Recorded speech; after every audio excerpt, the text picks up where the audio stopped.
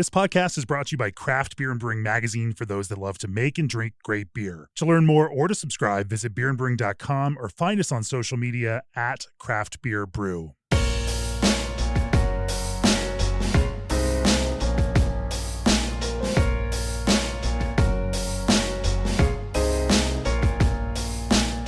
It's episode 320 of the Craft Beer and Brewing podcast. And for this episode, we're sitting in the dark. And that is so fitting because we're in Portland, Oregon. And in this episode, we're talking to Sam Zermeño from Brujos Beer, who is all about the dark. Welcome to the podcast, Sam. Thanks for having me. I would hope this is one of the most metal podcasts that we do. And when I say that, we literally are sitting here in the dark because Brujos, as a beer brand, is dedicated to the dark magic, the dark arts, and all of those things. But through this episode, we're going to talk about how Brujos expresses itself through everything from through hazy and expressive IPAs to the same kind of expressive nature in stouts, and we're gonna walk through some of those Brujos approaches. We should say that Brujos as a brewery is not open to the public yet in terms of a physical space. The brand exists.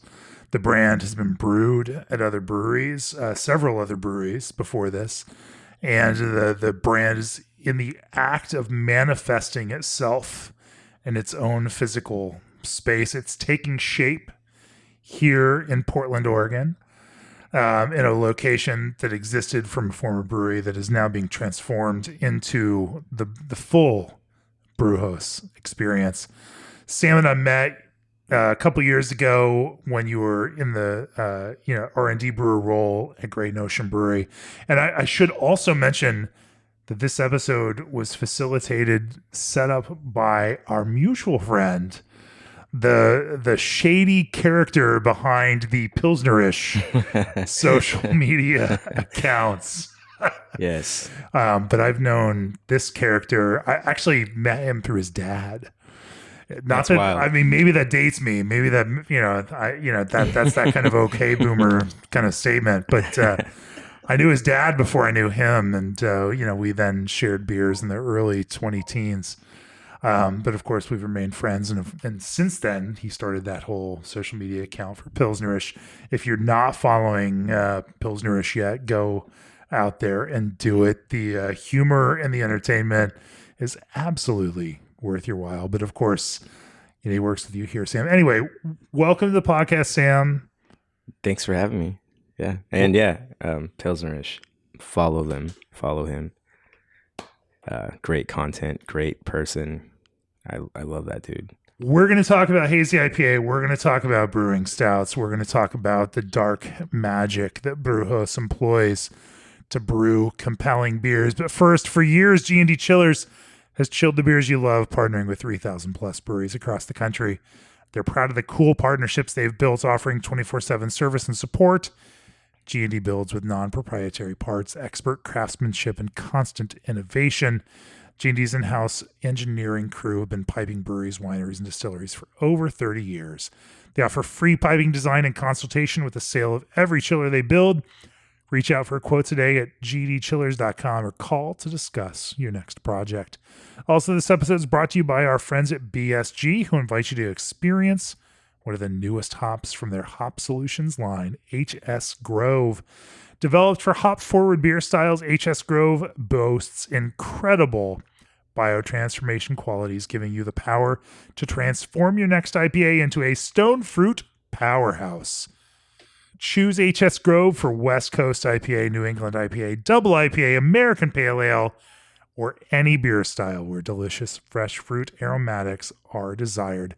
Visit bsgcraftbrewing.com to learn more, and scheduling freight carriers should be the last thing on a brewer's mind. So why not trust the experts to handle freight for your ingredients? Old Orchard has partnered with a leading logistics firm in the craft beverage industry to transport your flavored craft juice concentrate blends. When you order 2 pails or more from Old Orchard, you qualify for freight quotes. To get started, head on over to oldorchard.com/brewer. Sam, you know how we started off this podcast because you've listened to the podcast before. You know, we start talking about your arc and your history through brewing.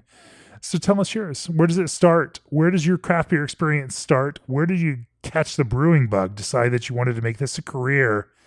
And then how did that translate into you starting Brewhouse Beer here in Portland, Oregon? I started brewing back in 2014. I was home brewing like crazy. Just once I started doing it, I became obsessed with it. And I didn't start brewing until I had this freak accident.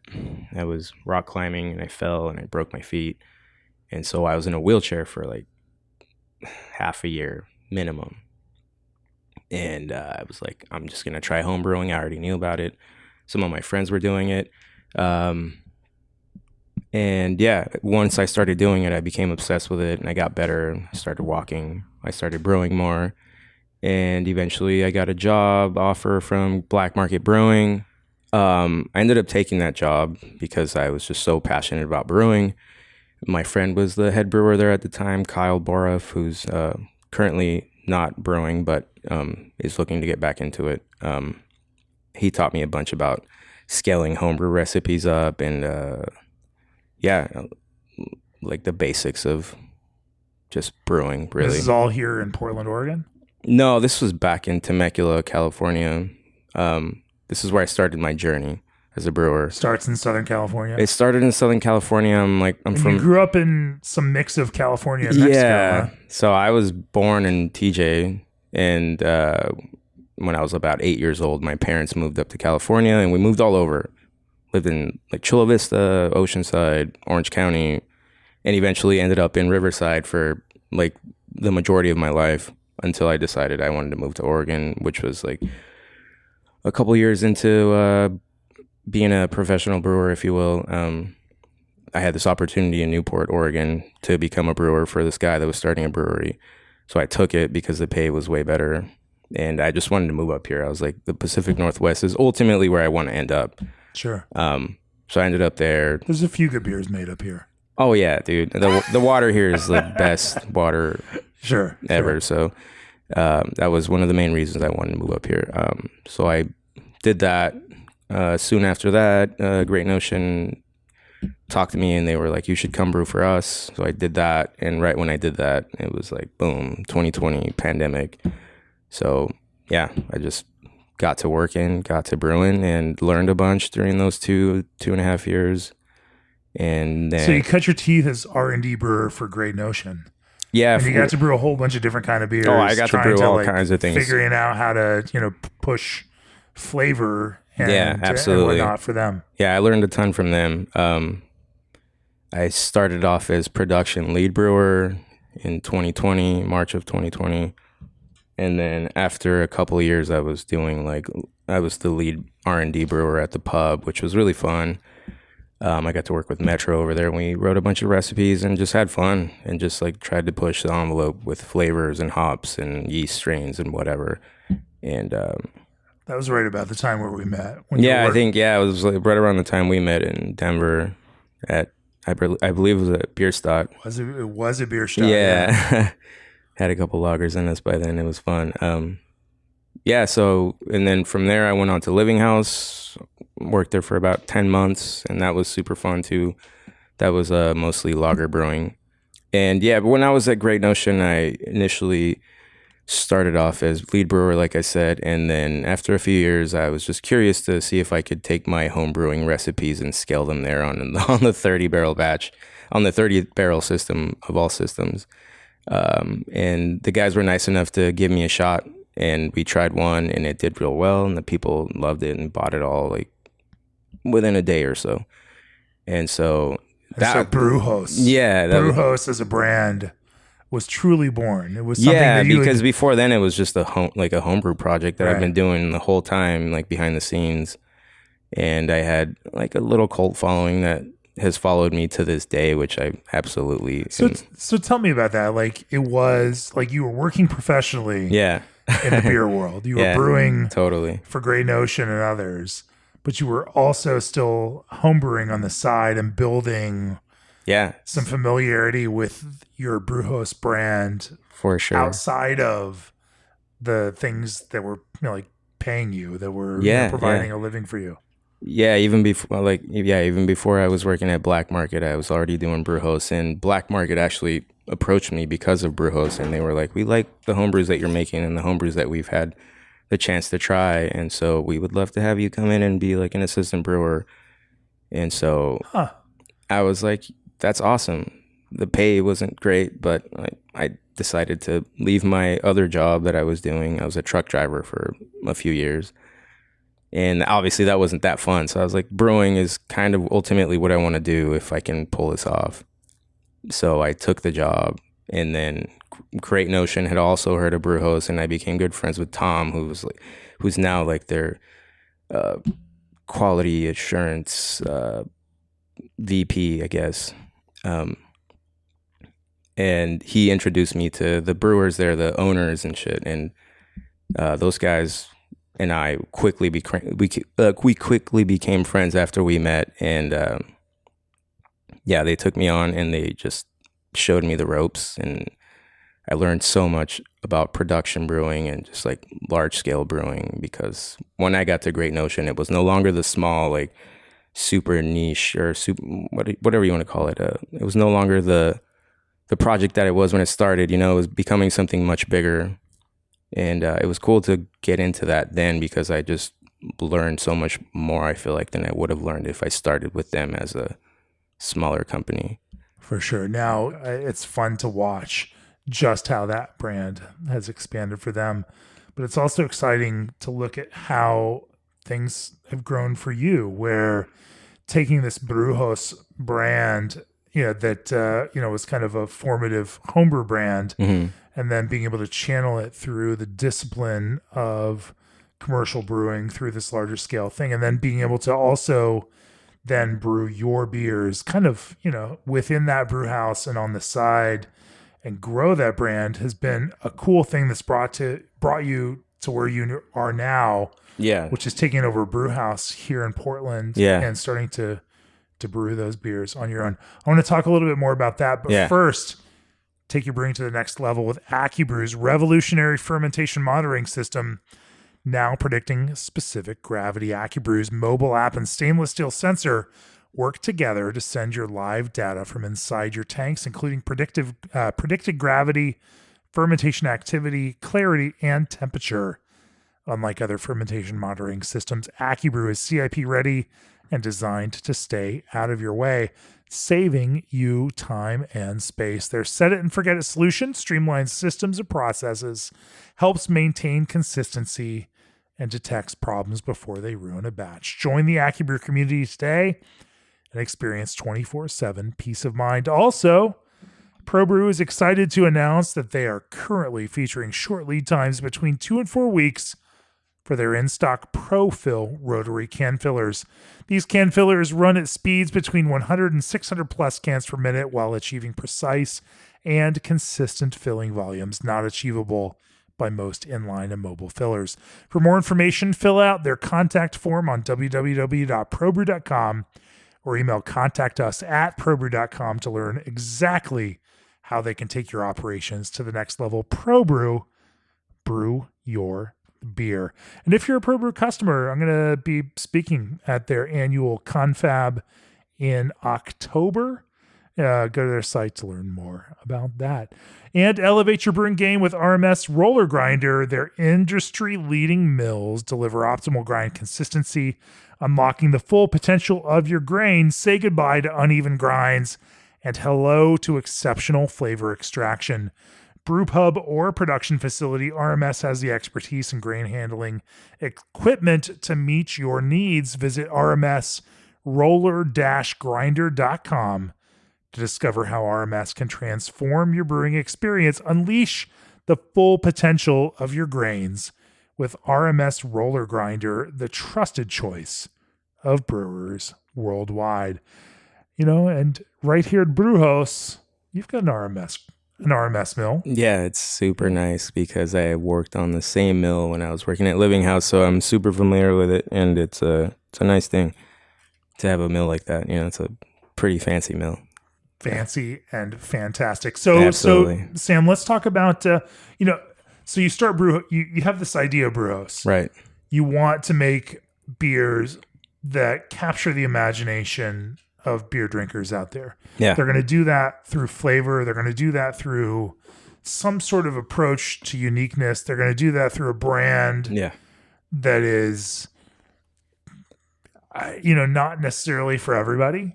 It's a brand that is absolutely willing to be polarizing in the pursuit of flavor and perfection. Talk to me about that. Yeah, I like big expressive beers, whether it's a Pilsner or IPA. Like, I love the hoppier versions of all of those beers. And so with Brewhouse, I've always aimed to push the boundary on flavor of IPA or stout, whatever it is, even lager. I love to push the envelope on the way that I brew, and sometimes it works, other times it doesn't. Like you can't always push the envelope on certain styles. It just like it should be what it is. But with IPA, I feel like there's so much more you can still do that we haven't done, and I'm just looking to see what else I can do with it and how far I can push it before it's like too much. When you say that, what does that mean? How pushing it? What does pushing it mean? Just we live in an era where 15 pounds per barrel, is something that shows up on brewery marketing Instagrams, for sure. Where, this idea of more is more. Yeah. And this kind of like broad over the topness. Yeah. I guess pushing the process to the point where it's like, this is as high as I can go with hops with having balance also. Because 15 barrels is just ridiculous. Like 15 pounds per barrel is ridiculous. You don't need that. Finding that sweet spot where it's like, all right, this is as expressive as you can get with this amount of hops, and this is about as much as I need to go with it, and it doesn't have to be any more than that. This is kind of great. There's a lot of things that are involved with the use of hops. It's not just like how much hops you use. It's also like contact time and process and how you go about brewing this beer that you're brewing. Learning how to use your hops is just fascinating to me. The blends of hops, the right amounts of each hop. Most of my beers are led with Citra, as some of you have been able to notice. And then I sprinkle. I'm shocked. I can't believe you. I sprinkle in a little bit of this and a little bit of that, and they all work super well together when you learn how to use them. Not all of them. I haven't used all the hops out there, but I've used quite a bit. And pushing the envelope, not necessarily in the pounds per barrel, but like just like the process and how you can make things like stand out more than what you're currently having available to you at all times. Well, let's dive a little bit deeper in that.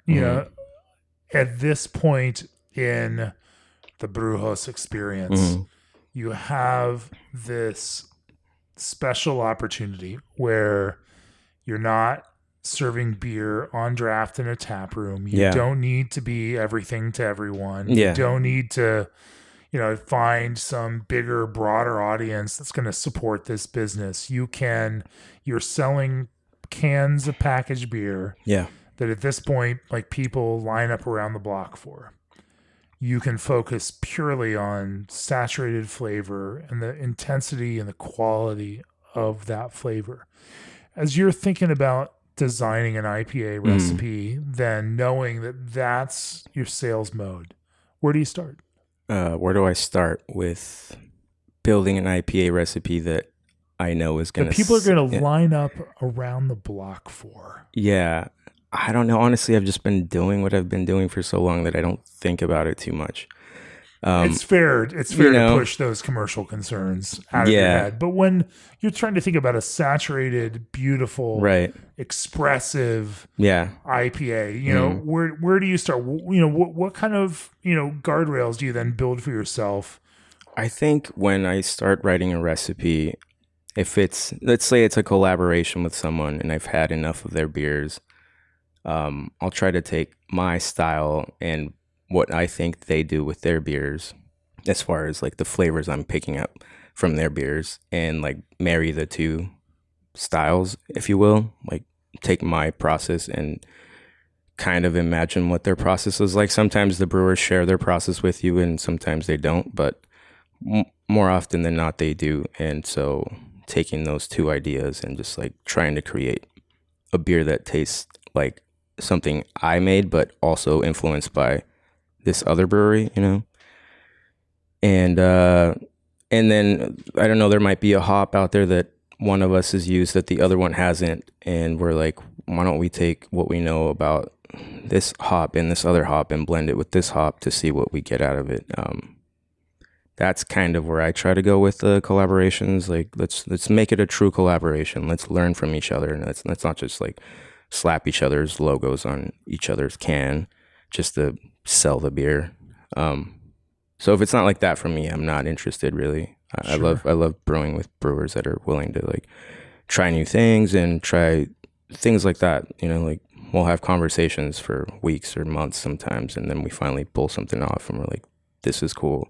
And also the art and all that stuff for me is like that's my favorite part of the whole like brewing process. Is like I'll always come up with some like art concept and pitch it to them, and they'll either like it or they're like, that sounds cool. Like you're way more creative with that than I am. So just run with that. And I honestly base my recipes a lot off of like the art, sometimes in terms of like the color of the hazy. Like if the art has a certain yellow, I'm trying to match the yellow of on that can art to the beer. Or like just the last one I did with Fidens, I'm like, it's a little red, so I'm going to use a bunch of red wheat, flaked red wheat, and whatever, malted red wheat, just to give it a little more hue to kind of match those yellowish red tones that the can has. Just because I think it's cool, not because I think it's necessary, but I've worked with all the wheats and all the oats and all the pilsners, and I'm like, I think I can kind of work off of that with this one and make it unique in a way. Maybe most people won't pay attention to that, but I pay attention to those little details, and I think it's fun. I think that's what keeps me like motivated and excited about stuff like that. I don't know. It's the creative challenge, right? Yeah. You know, that when you set out guardrails for yourself, Mm-hmm. whether those are colors on the label, or I think about little things too much. So much that sometimes they like hinder me from focusing on the actual beer. I'm like, no, like the font needs to look this way or whatever it is. The wizard needs to have this angle, holding this thing, doing that thing. And lucky for me, I have amazing artist friends that are super patient and willing to work with me with that stuff, because I care about that almost more than I care about. I mean, I care about the beer always, but I'm so like detail focused with the branding and stuff. It's my favorite part of the whole process. And so making the beer match like the can art, like the beer has to be as cool as the can art. So once I have the can art, then I can build off that and like make the beer match it all and be super cool. But let's be real, Sam. Yeah. Nobody's lining up for the cans just because the can art is cool. No, just because I'm sure it's part of the it. The broader idea of this brand feels cool. Like, when push comes to shove, we're in a well-developed beer market. Mm-hmm. You're here in Portland. There's plenty of opportunities for beer drinkers to go grab lots and lots of beers that are well-made by well-intentioned brewers that have very thoughtful approaches to process. And yet at some point here, like, they're lining up for your beers. Yeah, it's crazy to me. I guess going back to pushing the envelope, what I meant was more like I've brewed for so many brewers behind the scenes, like some that I can't even really mention, but I've seen the recipes, I've seen the process, and honestly, it seems like some of it just got real soft and real like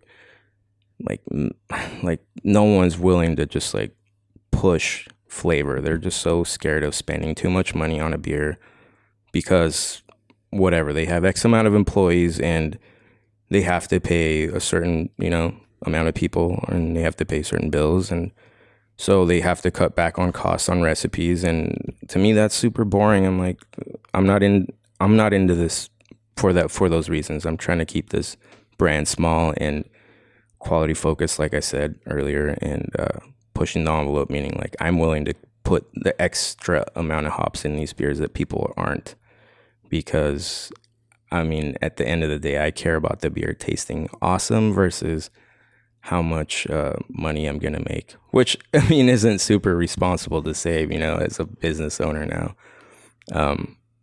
That's just where I'm at. I'm like, I just want the beers to taste as good as I can make them taste with also keeping drinkability in mind, not just like extreme flavor, like 15 pounds of hops per barrel. That's just too much.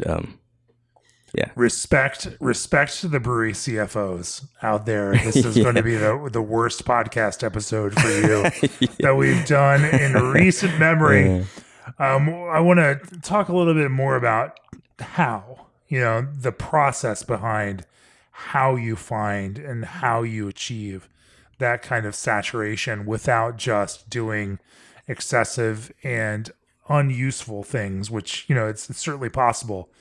Right. This realm of brewing. Before we do that, you like wildly aromatic IPAs and tropical lagers? Good thing. Omega designed thiolized yeast for just that reason. Thiolized yeast are a new tool for brewers to bring intensive guava and passion fruit aromas out of your malt and hops.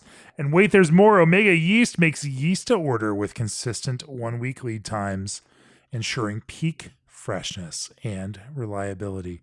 Also, sustainability doesn't have to cost you more. Try Robert's Polypro's multi-pack can handles designed for sustainability and cost savings. Grip pack rings are biodegradable and average 5 cents per unit. Craft pack carriers are recyclable and designed with 30% less plastic. Plus, you can save up to 25% on costs. Enjoy easy application with inline applicators and 24/7 support. It's easy to go green with these multi-pack handles. Visit go.robertspollypro.com/cbbpod to request free samples and start saving today. And ABS Commercial has been a full-service brewery outfitter for the past 10 years. They're proud to offer brewhouses, tanks, keg washers, and small parts to brewers across the country, as well as equipment for distilling, cider making, wine making, and more. They know the ins and outs of the brewing and installation process and can design the perfect setup for you. Whether you're just starting out or looking to expand, contact them today at sales@abs-commercial.com to discuss your customized brewery needs. ABS Commercial, we are brewers. Okay, Sam, I'm turning the screws right now. Okay. Let's go. Let's talk about talk about how you design those IPAs. Okay, so where do you start? For me, it's got to start at malt, right? Malt, water, absolutely, and then we'll get into hops from there. For me, it's not all about hops. Hops are obviously super important in IPA. It's also very malt focused, like my IPAs at least. Most of them are pretty heavy adjunct hazy IPAs. By adjunct, meaning like a ton of wheat notes and some oats, whether it's a blend of malted and flaked of each. They're primarily led by wheat and oats, and then like a dash of Pilsner. By dash, I'm saying sometimes like as little as like 30% Pilsner, and like the rest is made up of wheat and oats. Oh, really? So my efficiency is total like trash. 30% barley, and then like 35% This is wheat what I notes. mean when I'm like irresponsibly like. No, seriously, talk to me about that. Yeah. Like, are you when you start getting into those percentages, Yeah. then you're talking about some like insane ladders. Oh, dude, yeah. Like honestly, like we're in crazy town now. Yeah, I've had louders. real good luck with louders. Using, I mean, I use a little bit of rice hulls and it helps. And yeah, when I say a little bit of rice hulls, I'm talking maybe like 1-2% max. Really? And yeah, just slow and steady mix of the mash while you're mashing in, and you should be fine. If you're crushing your mill as you should, everything should be fine. You shouldn't When have you say that, what does that mean? So I've seen a lot of brewers on social media like posting videos of how they mash in, and the rakes are just running super fast, just beating the shit out of the mash. I run mine super slow. This is something I learned from a friend that is now like head brewer in Las Vegas somewhere. And he taught me like gentle is better, you know, don't beat your mash up, especially when you're talking like that much wheat and that many oats. So yeah, slow and steady, thick mash for a hazy. Thick mash. Do you have a like target liquor to grist ratio? Something like 1 to 1.25 quarts per pound of grain. So it's a pretty thick mash when it comes to water to grain ratio. And you don't have issues lautering through that, even I haven't yet. I mean, the systems I've brewed on, like Great Notions and Living Houses systems, are great. Like they have these amazing underlets that if you do end up getting a slight stuck mash, you can just blast some water underneath and it breaks everything up. Run the brakes for a little bit. But yeah, so yeah, an extreme malt bill that also yields like terrible efficiency. So you do have to use some sugars to make up for that loss. Describe that to me. What do you mean by that? So, I mean, you're using some dextrose to like just crank some ABV out of it? I try to leave the dextrose out for the most part, but I'll use it if it's absolutely necessary. I like to use a lot of brewer's crystals and some malto, maybe not a lot, maybe like no more than like 10 brewer's crystals and malto. So yeah, like a blend of both. Why and what for? Just to add a little more body on top of a beer that's already going to be pretty thick with that thick mash and all that. So yeah, no more than like 10% of those sugars or a blend of those sugars. And I'm very specific when it comes to like target starting gravity and like mash temps and pHs and all that. So I'll start off with like, say I'm building a hazy DIPA. I'm starting at like 20.5 Plato and I'm going to mash it like 155 to target like a 5.5 final gravity, which I think is kind of the sweet spot for a hazy New England IPA, hazy double New England IPA. Why is that the sweet spot?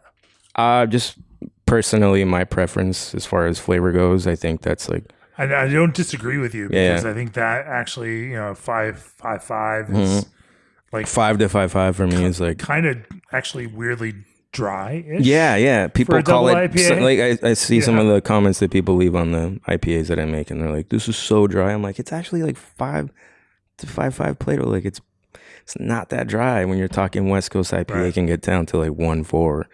Which is insanely dry, like, sure, and it's, but sure, there's those, if you can execute that well, it's really good as well.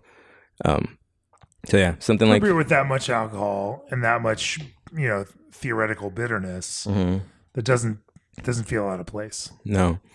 Yeah. Water profile is a big deal too for me. I'm using heavy calcium chloride, a pinch of sulfate, and maybe a dash of like sodium chloride. All for like added mouthfeel. Just for this idea of body and breath without necessarily sweetness itself. Absolutely. Just from doing it so long and playing with water profiles, I've come to the conclusion for myself that this is what I prefer when I'm drinking a hazy or my own hazy, when I'm trying it, dissecting it. I'm still trying to perfect all that. I don't think I'll ever reach that point where I'm like, this is the best hazy I've ever made. I'm just such a critical person when it comes to my own beer and everyone else's beer, but that's fine. Yeah, water profile, mash temps, thick mash, those sugars we mentioned. If I'm ever looking for a little extra bitterness, I'm doing something like flex in the boil for just a dash of more bitterness, and then I'll keep the Why flex? Just because I know I'm already going to lose so much volume to the Whirlpool hop edition and also the dry hop that's pretty massive. So I'm like, if I can You're going to do this without like using an advanced hop product rather than using something that's going to absorb even more liquid out of this beer that you're making. Absolutely. So Flex is a great product to use for bittering if you're trying to get some bitterness out of a hazy or even a West Coast.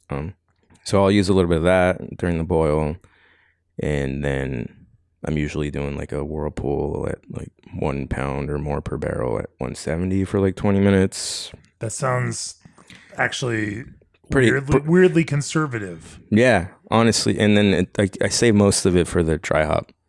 Like the dry hop is usually like...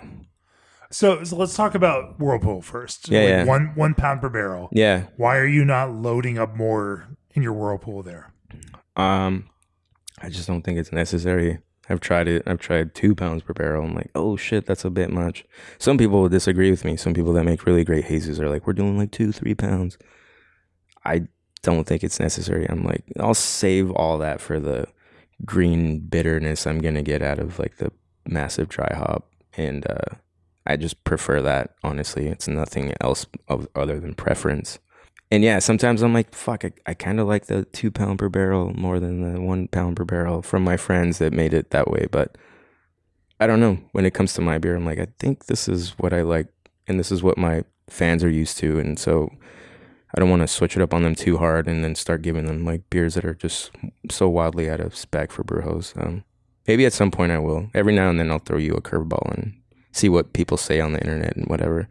Honestly, I don't even like tell you what is in the beer. I mean, as far as like ratios or flavors, if you see my posts, it's like, this is a hazy double IPA with Citra and Mosaic. And if it's double dry hopped, I'll tell you that.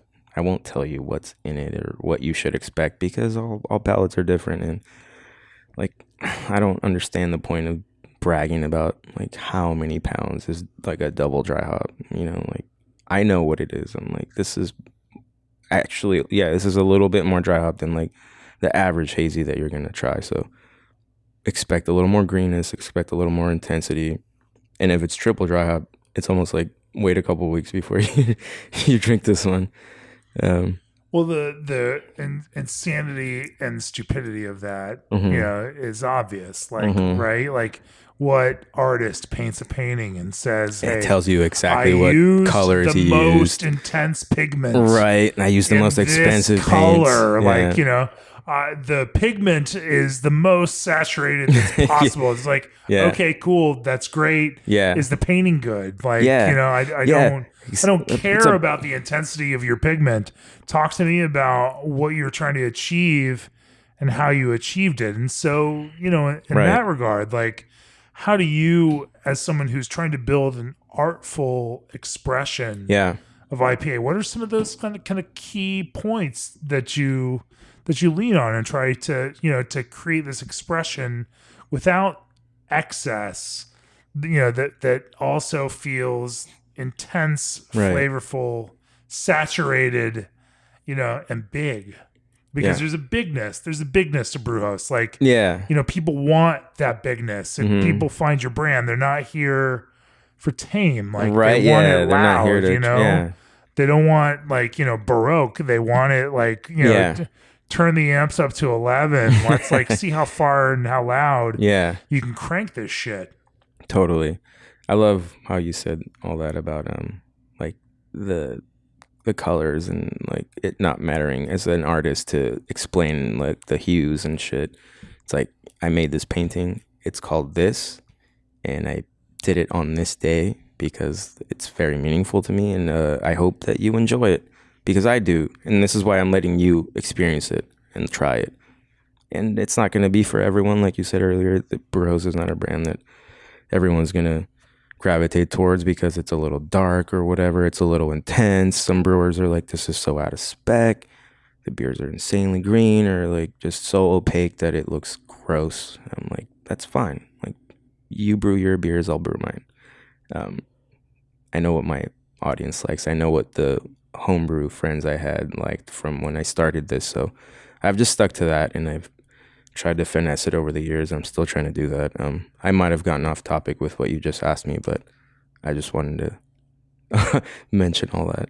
so we've talked a little bit about malt. You're using a lot of Yeah, like wheat and oats. absolutely. A huge amount. Yeah, of those. and like, it's like an amount that most in a commercial they won't do it. They won't do it. They won't fucking do it.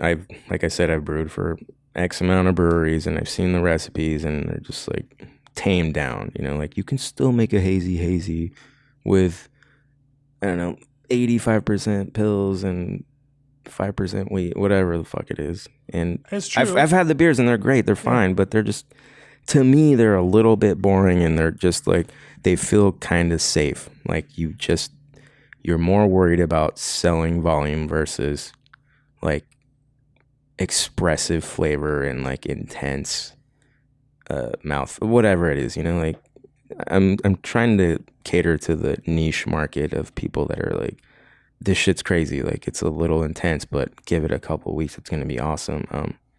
Just because that's the nerd that I was that got me into beer. I was lining up for Monkish, I was lining up for Green Cheek and Pure Project, all those people that were doing all that stuff when it was first popping off. And I thought it was awesome, like to be in those lines and to make friends and to experience these flavors that other people weren't really doing. There was hazies everywhere already, but their hazies just seemed to like really hit you differently. And obviously like the branding was amazing and the people behind the projects were amazing. So I was very inspired by that. And I hope that I can inspire people that are coming up to follow the same path or not. It doesn't really matter. Beyond this kind of base, right? Recipe and the malt that supports it.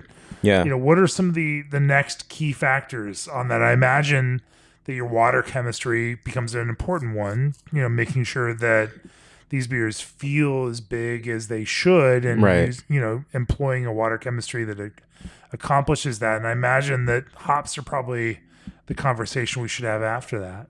Yeah, water is a big deal for sure. One of the main reasons I moved up here was because the water is just so great. Wait, you moved to Oregon because the water is so great? Honestly, that was a big part of the reason why I wanted to move here. That's insane. Yeah, don't tell my wife. She's gonna be like, "What the fuck?" She's like, "Why do you want to move there so bad?" I'm like, "It's so pretty." I mean, that's another reason why. Sure. The nature here is just the water. But you the moved water, to Portland, dude, Oregon, like just studying water and shit. As a brewer nerd, I was like, I just need some real good water. I mean, obviously you can get RO anywhere, but coming out of Tijuana, I for sure, like, California and like super hard water, like you need some RO to make some styles of beer great, or just real good water, which Oregon has a ton of. So yeah, water, huge deal. Profiles, like I said, my hazies are pretty heavy in calcium chloride, like minimum like 250 ppm, and then like really, like minimum. And then because of such a high chloride content in these beers, I'm not using any acids because the chloride does it for me. Like I get to that 5.3, 5.4 pH range for the mash, and from there on, I know some people like to acidify their IPAs or all their beers down to like 5.1 for healthy firms and whatnot. I don't do that with the hazies. Wherever it finishes, once I'm done boiling, that's where it finishes. And my target pHs like knockout or somewhere like 5.2, 5.3. And then in package, I'm talking 4.6 to 4.8. I think that's a really good spot. I've had others where I'm like, I think 4.3 to 4.5 is a little too acidic, too tart for the style. I like my orange juice a little sweet, with a little added sugar. So I'm like, I want my pH to finish here, and it feels like that for my palate. So, and then I have this theory that calcium chloride almost like burns the roof of your mouth. So it creates this airy, pillowy, soft sensation that we talk about, that I'm actually like, I think that shit's just like so high in the beer that it's like burning your palate, opening up your pores, that it creates this like airy feeling. So people associate that with soft and like fluffy, like, oh my god, dude, this beer is, it's like, yeah, they're super high in that. So this is just a theory. Obviously I have no scientific data to prove it, but I have fucked around and put like a single little pellet of calcium chloride in my mouth. I'm like, oh fuck, that's not a good idea. That just like burned the shit out of my fucking palate. But I'm fucking weird like that, and I was always a weird kid that just wanted to try all these things. And I'm like, how am I gonna know what it does to you if you don't try it, or what it tastes like if you don't? Calcium chloride, please do not try that on your own. I do not advise you to put calcium chloride in your mouth or any sort of pellets or anything like that. Which I've also done as a fucking idiot. I'm like, I'm going to try this hop and just chew on it. And like, oh, that was a terrible idea.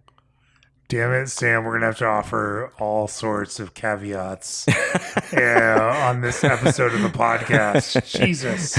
Come on. Oh, man. Come on. Well, let's talk. Okay, so water profile. We're talking water profile. We talked about water profile, and that makes sense. Like, let's talk hops or what? Let's start talking about hops. How do you start making choices around those things that work within this context of hazy IPA? Yeah. Second primary reason I wanted to move here was because of that. You know, we have these amazing hop farms all over the Pacific Northwest, and I just wanted to come here and experience that, like hop selection and all that, which I got to do with Great Notion. And because of that, I learned so much about just like hop expressions, just from all the different hops that we got to use and that we got to rub and that we got to blend. And like, not all of them worked, you know? Doing all that at Great Notion was like going to school.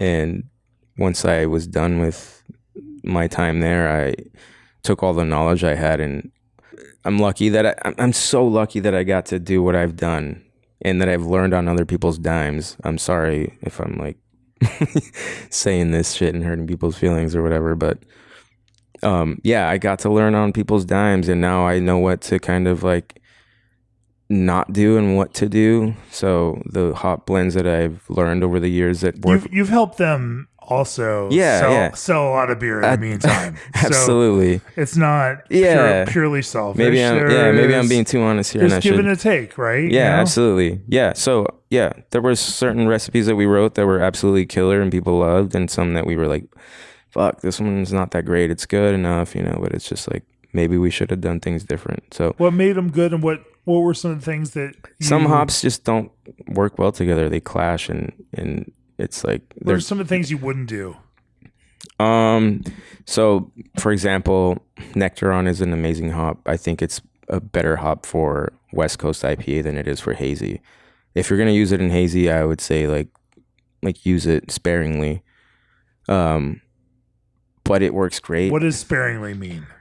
Like I'm talking like quarter pound, maybe half pound per barrel in a hazy. And why? Just because they can be a little diesel-y, and from what I've used so far, the lots I've used, they've been a little bit like here and there, like they haven't been super consistent. And hops like that, I feel like work best in a West Coast, something like Mosaic, Nectaron, Citra works super cool in a West Coast IPA, whereas like I don't think it would work as well in a hazy. I did make a beer called Void Nectar that I used a tiny bit of nectar on it, and it worked really well. It was like Citra Galaxy, and I got real lucky, and I used like the best Galaxy I could find that Great Notion ended up having, and it was the only reason I used it, because we all know like Galaxy's been so all over the place. So hit and miss. So I got lucky with that one. I was like, oh my God, this Galaxy's incredible. This is the time to make this beer, because I have access to this amazing Citra, this amazing Galaxy, and Nectaron, and the beer's called Void Nectar. So of course I got to throw in the Galaxies and the Nectarons and lead with Citra like I do. Yeah, I wouldn't brew like a hazy with all sots, which I've had from some people.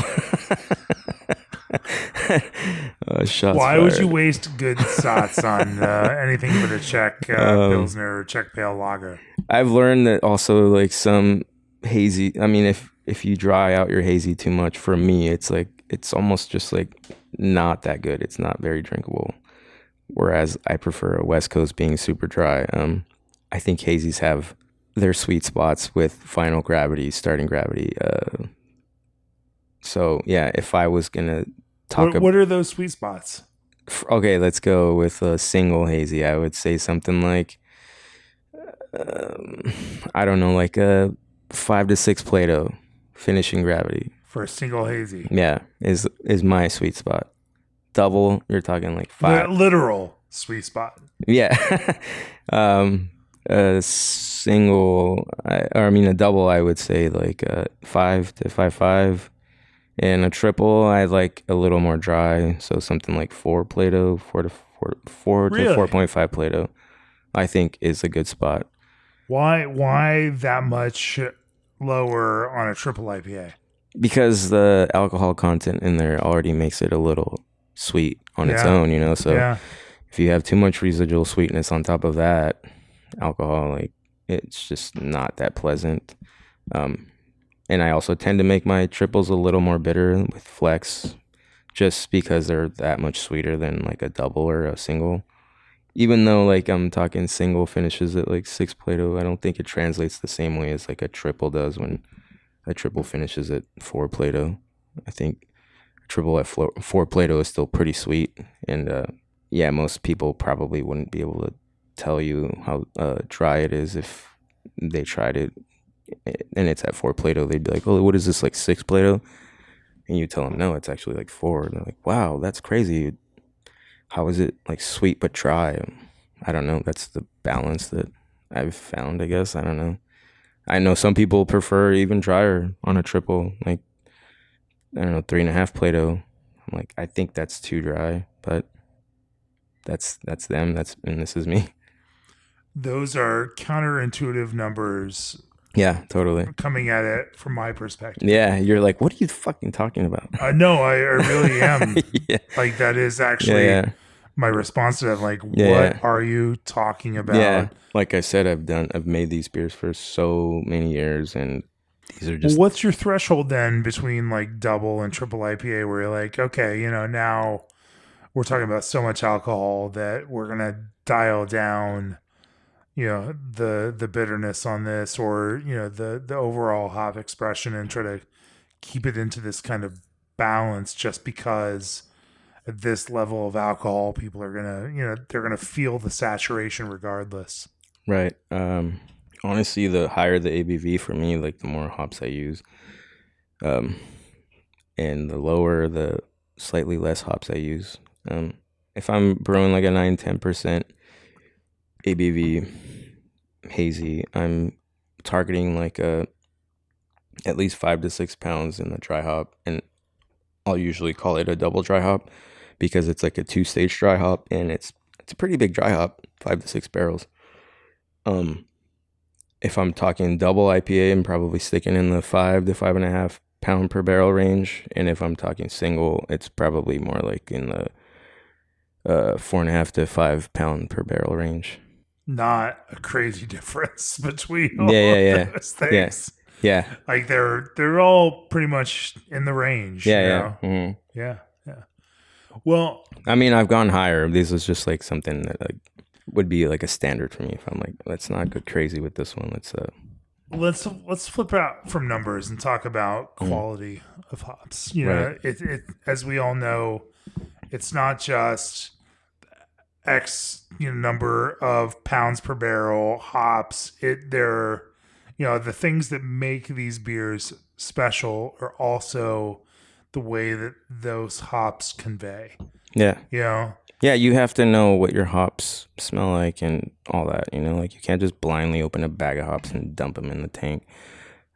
So how do you select hops for hazy IPA?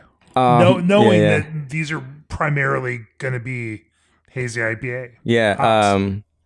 I'm super lucky to have Great Notion as almost like a sponsor. They've contracted a decent amount of hops that they're also letting me like buy some from them for that reason. And I've had the chance to select these hops, so I know that they're really good. And so I've been brewing a lot of my hazy IPAs that I've released to the public so far with their hops. And then I'll eventually, every now and then I'll reach out to like New Zealand hops and ask for like some really cool like Nelson or Motueka, whatever it is. And they'll send me samples and I'll rub them. And if I'm happy with the lot, I'm like, yeah, I want X amount of that for this beer. I'm still such a small guy that I can still like just kind of spot hop, and I know enough people where they're sending me like some of the best shit that's out there that they have access to.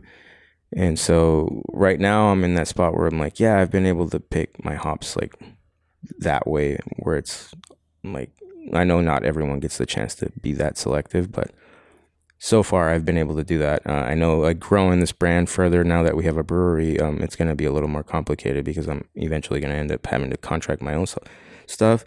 And I hope that I can go and like actually contract out some Citra and some Mosaic and some Nelson and whatever it is, you know. Lucky for me, I've already met a ton of these farmers and hop growers that just like want me to take some of their stuff. So I'm super excited about that. Sure. When you're rubbing these hops, you know, what is it that stands out to you? You know, what are some of the positives in your selection strategy, and what are some of the negatives? Like, what disqualifies some of those hops, and what immediately qualifies some of those other hops? Yeah. As you're rubbing them and making some selection notes around them. For the Citras, it's almost like, I mean, Citra is just king to me. It's hard to like find the bad Citra, but if it's a little too oniony, too garlicky, too OG, I'll save that for something like a West Coast. Maybe not even. I'll set that one aside and try to rub some others until I find the right citrusy, mango forward, like almost pineapple-y kind of Citra. Same with like Galaxy. If I ever get a chance to like come across that, I'm looking for that nice citrusy grapefruit note. Pineapple also.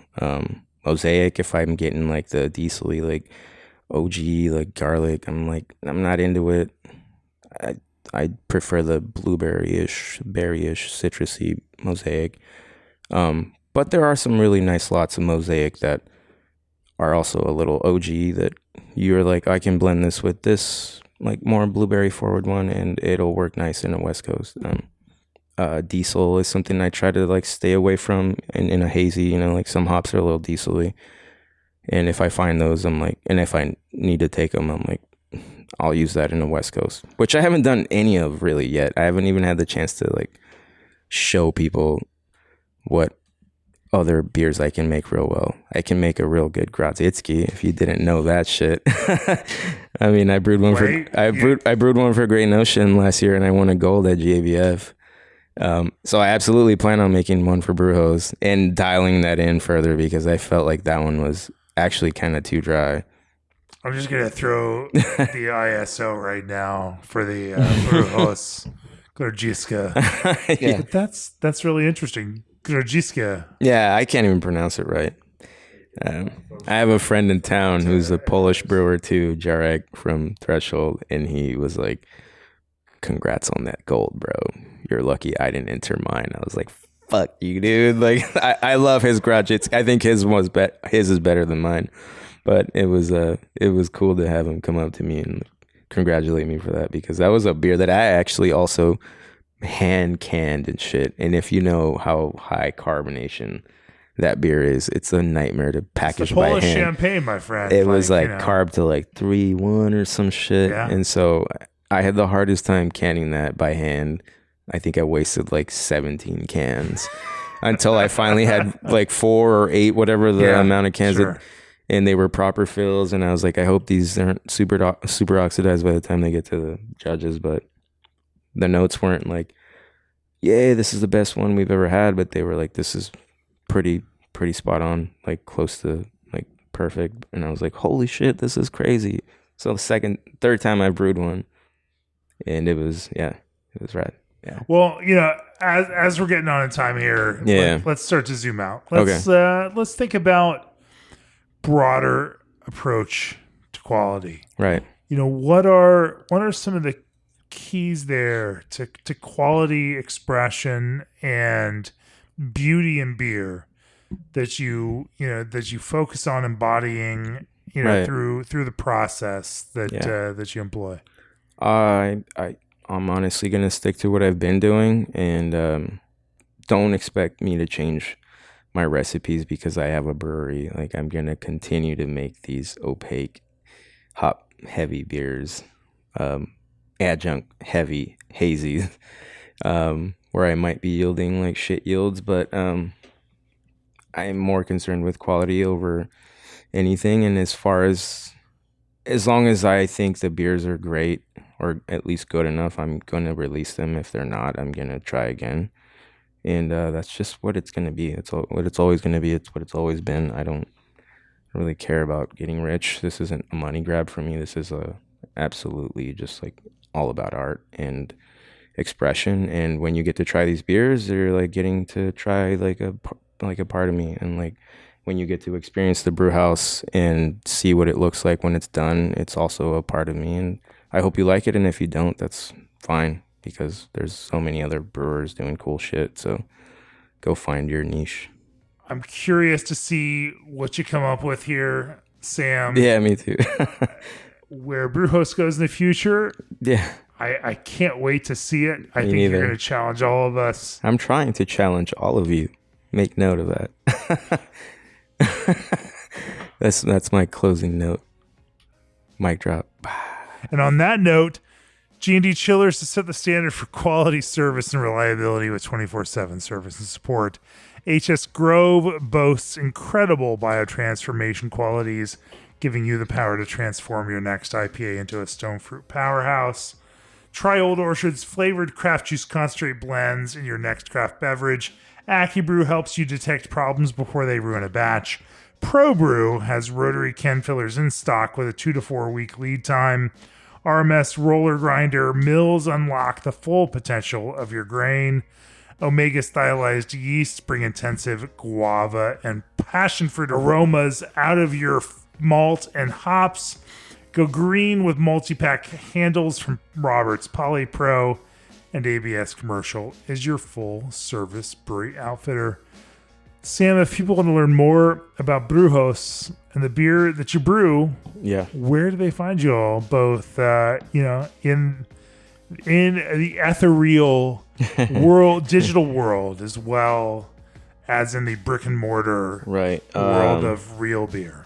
I primarily only use Instagram to promote the brand. So Brewhouse_brewing. And we have a web store, which is brewhousebrewing.com. And we have a couple more releases that are set to be released out of Living House before we actually open this place up. So expect another release or two out of there, probably November and early January out of Living House, unless we're already up and running over here. Our location is 2377 Northwest Wilson Street in Portland, Oregon. We're not open yet, but we plan on being open possibly by March of next year.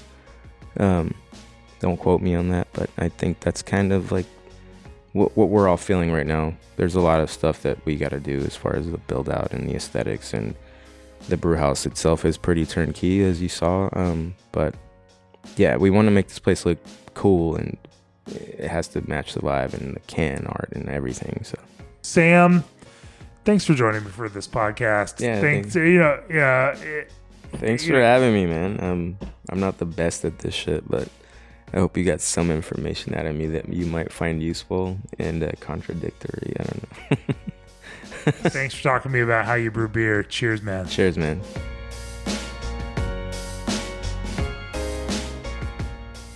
This podcast has been brought to you by Craft Beer and Brewing Magazine for those who love to make and drink great beer. To learn more or to subscribe, visit beerandbrewing.com or find us on social media at Craft Beer Brew.